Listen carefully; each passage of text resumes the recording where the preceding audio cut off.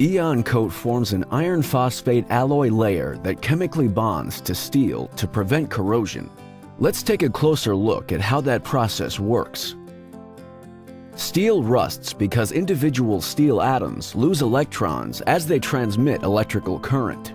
To balance their electrical charge, steel atoms bond with oxygen, creating rust. But if steel atoms are given something else to bond with, like phosphate or silicate, a protective layer forms on the steel instead of rust. Knowing this, paint companies have added phosphate and silicate to their primers.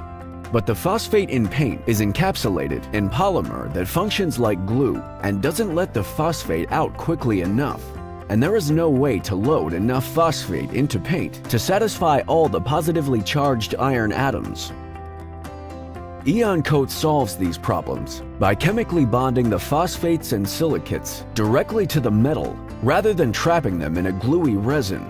The result is that EonCoat's phosphate volume is dozens of times greater than the phosphate-silicate load in polymer coatings.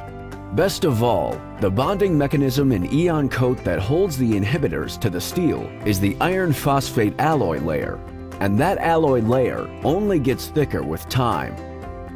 Allow EonCoat to protect your steel from corrosion